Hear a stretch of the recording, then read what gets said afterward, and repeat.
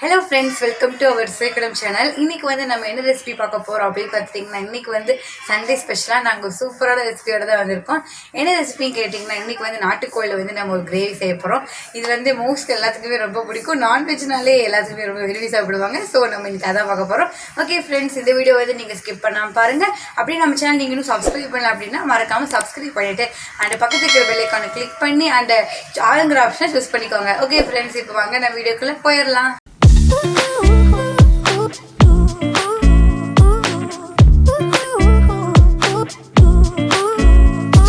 இன்றைக்கி செய்கிற நாட்டுக்கோழி கிரேவிக்கு நான் நாட்டுக்கோழி எடுத்து வச்சுருக்கிறேங்க. உப்பு மஞ்சள் எல்லாம் போட்டு சுத்தமாக கழுவி எடுத்து வச்சாச்சு.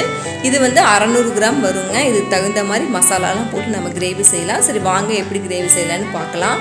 அடுப்பில் கடாய் வச்சாச்சுங்க. கடாய் சூடாயிடுச்சு. சூடானவுடனே ஒரு 4 ஸ்பூன் நல்லெண்ணெய் ஊற்றிக்கலாங்க. நாட்டுக்கோழிக்கு வந்து நல்லெண்ணெய் ஊற்றி செஞ்சோம்னா நல்லா டேஸ்ட்டாக வரும். இப்போ நல்லா எண்ணெய் காஞ்சிருச்சு. இதில் 2 கிராம்பு, சின்ன துண்டு பட்டை, ஒரே ஒரு ஏலக்காய் போட்டுக்கலாங்க. ஒரு 1/4 ஸ்பூன் சோம்பு போட்டு நல்லா தாளித்து விட்டுக்கலாம். ஒரு 10லேருந்து 15 பல்லு பூண்டு வரைக்கும் நான் வந்து தோல் உரித்து வச்சுருக்கிறேங்க. இதையும் போட்டு நல்லா வறுத்துக்கலாம். இந்த பூண்டு பார்த்திங்கன்னா நாட்டு பூண்டு, மலை பூண்டு போடுறத விட நாட்டு பூண்டு போட்டு செய்யும் போது நல்லா டேஸ்ட்டாக வரும் கிரேவியெல்லாம். பூண்டு நல்லா வதங்கிடுச்சுங்க. இதில் இப்போ கொஞ்சமாக கருவேப்பிலை போட்டு நல்லா தாளிச்சிக்கலாம். இப்போ ஒரு கைப்பிடி அளவு சின்ன வெங்காயம் எடுத்து நான் கட் பண்ணி வச்சுருக்கிறேங்க. அதுவும் இல்லாமல் ஒரு மீடியம் சைஸான பெரிய வெங்காயம் எடுத்து அதையுமே வந்து நான் நல்லா கட் பண்ணி வச்சுருக்கேன். இப்படி எல்லாத்தையுமே போட்டு நல்லா வதக்கிக்கலாங்க. வெங்காயம் நல்லா வந்து பொன்னிறமாக வதங்கணும். நாட்டுக்கோழி கிரேவிக்கு சின்ன வெங்காயம், இந்த வெள்ளை பூண்டெல்லாம் எவ்வளோ தூரம் நிறையா போடுறோமோ அந்த அளவுக்கு கிரேவி நல்லா டேஸ்ட்டாக வருங்க. இப்போ வெங்காயம் நல்லா வதங்கிருச்சுங்க. இதில் வந்து ஒரு டேபிள் ஸ்பூன் அளவு நம்ம இஞ்சி பூண்டு பேஸ்ட்டு போட்டுக்கலாங்க. இஞ்சி பூண்டு பேஸ்ட்டு கடாயில் அடிப்பிடிக்காத மாதிரி நல்லா கலக்கி விடுங்க. இப்போ நல்லா மிக்ஸ் ஆகிருச்சு. இந்த இஞ்சி பூண்டு வந்து பச்சை வாசம் போகிற அளவுக்கு நல்லா நம்மளுக்கு வதங்கணும். இஞ்சி பூண்டு பேஸ்ட்டெல்லாம் நல்லா வதங்கிருச்சுங்க. நான் ஒரே ஒரு தக்காளி பழம், அது சின்ன தக்காளி பழமாக எடுத்து நான் கட் பண்ணி வச்சுருக்கேன். இதையும் போட்டு நல்லா வதக்கிடலாம். தக்காளி பழம் வந்து நல்லா எண்ணெயில் மசிஞ்சு வேற அளவுக்கு நல்லா வதக்கிக்கலாங்க. நாட்டுக்கோழி கிரேவிக்கு தக்காளி பழம் வந்து கம்மியாக தாங்க போடணும். அந்த புளிப்பு சுவை வந்து கம்மியாக தான் இருக்கணும். அப்போ தான் கிரேவி நல்லா டேஸ்ட்டாக வரும். தக்காளி பழம் நல்லா வதங்கிருச்சுங்க. நல்லா பாருங்கள், எண்ணெயும் தக்காளி பழம் நல்லா பிரிஞ்சு வந்துருச்சு. இப்போ நம்ம இதில் எடுத்து வச்சுருக்கிற நாட்டுக்கோழி பீஸ் எல்லாம் இதில் எடுத்து போட்டுடலாங்க.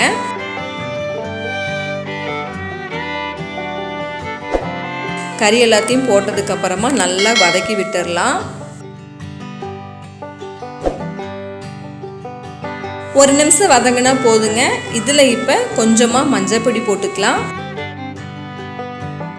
தேவையான அளவு கல்லுப்பு போட்டுக்கலாங்க. நம்ம எந்த சமையல் பண்ணும்போது அதிகமாக நீங்கள் கல்லுப்பே யூஸ் பண்ணிக்கோங்க. பொடியாக நறுக்கின கொத்தமல்லி இலையை போட்டுக்கலாங்க. இப்போ இது எல்லாத்தையுமே நல்லா மிக்ஸ் பண்ணி விட்டுடலாம். கறி எல்லாம் நல்லா வதக்கி விட்டுடலாங்க. நம்ம கல்லுப்பு போட்டு வதக்கிறங்காட்டி அது கொஞ்சம் நீர் விட்டுரும். கறியில் இருக்கிற தண்ணியும் சேர்ந்து வந்து கொஞ்சம் தண்ணியோடு தான் இருக்கும். இந்த தண்ணியெல்லாம் சுண்டுற வரைக்கும் நம்ம நல்லா வதக்கி விட்டுட்டே இருக்கணும். கொஞ்சம் கூட அடிப்பிடிக்காத மாதிரி கலக்கி விட்டுட்டே இருங்க. பாருங்கள், கறி நல்லா வதங்கிருச்சுங்க. அந்த கறி இருந்த தண்ணியுமே நல்லா சுண்டி வந்துருச்சு. இந்த ஸ்டேஜில் 1 ஸ்பூன் மல்லித்தூள் போட்டுக்கலாம். சிக்கன் மசாலா 1 ஸ்பூன் போட்டுக்கலாங்க. காரத்துக்கு தகுந்த மாதிரி மிளகாத்தூள் போட்டுக்கோங்க. நான் இன்றைக்கி வந்து 1 ஸ்பூன் மிளகாத்தூள் தான் போடுறேன். கரம் மசாலா 2 ஸ்பூன் போட்டுக்கலாங்க. இந்த பொடி எல்லாமே நான் வந்து ஹோம்மேடு பவுடருங்க. வீட்டில் தான் வந்து நான் வறுத்து அரைச்சிருக்கேன். அதனால் வந்து காரத்துக்கு தகுந்த மாதிரி நான் போட்டிருக்கேன். நீங்கள் காரத்துக்கு தகுந்த மாதிரி மசாலா பொடியெல்லாம் ஆட் பண்ணிக்கோங்க. இப்போ இது நம்ம எல்லாத்தையுமே நல்லா மிக்ஸ் பண்ணி விட்டுடலாங்க. இந்த மசாலா பொடியெல்லாம் நல்லா கறி கூட சேர்ந்து நல்லா மிக்ஸ் ஆகணும். அந்த அளவுக்கு நல்லா வதக்கிக்கலாம். கறி நல்லா வதங்கிருச்சுங்க. மசாலா பொடி எல்லாமே கொஞ்சம் நல்லா மிக்ஸ் ஆயிடுச்சு. இந்த ஸ்டேஜில் வந்து நம்ம கறிக்கு தேவையான அளவு தண்ணி ஊற்றிக்கலாங்க. கறி நல்லா தண்ணியோடு சேர்த்து நல்லா மூழ்கி இருக்கணுங்க. மேலே எக்ஸ்ட்ரா கொஞ்சம் தண்ணி ஊற்றிக்கணும். நம்ம பிராய்லர் கறின்னா தண்ணி அளவாக ஊற்றினா போதும்.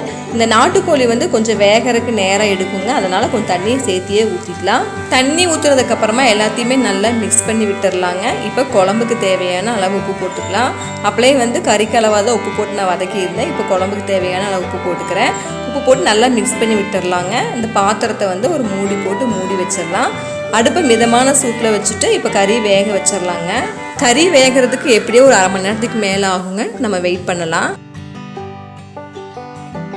இப்போ பாருங்கள், அரை மணி நேரம் ஆயிடுச்சுங்க. நம்ம ஓப்பன் பண்ணி பார்த்துடலாம்.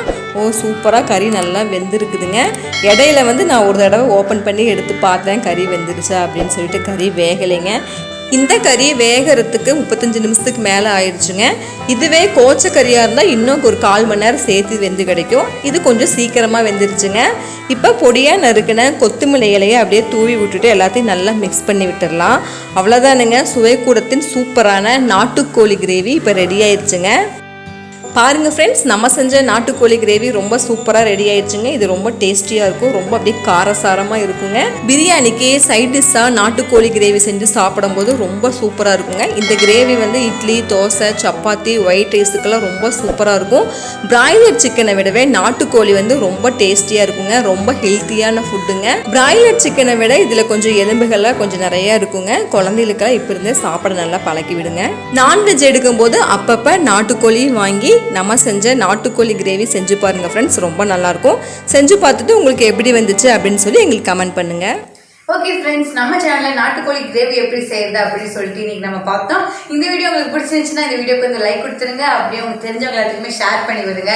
இந்த வீடியோ எப்படி இருந்துச்சுன்னு சொல்லிட்டு உங்கள் ஃபீட்பேக்கை மறக்காமல் கொடுத்துருங்க. அப்புறம் நம்ம சேனல் நீங்கள் சப்ஸ்கிரைப் பண்ணாலும் சப்ஸ்கிரைப் பண்ணிக்கோங்க. ஓகே ஃப்ரெண்ட்ஸ், நம்ம நெக்ஸ்ட் வீடியோவில் சந்திக்கலாம். டாடா ஃப்ரெண்ட்ஸ், பாய்.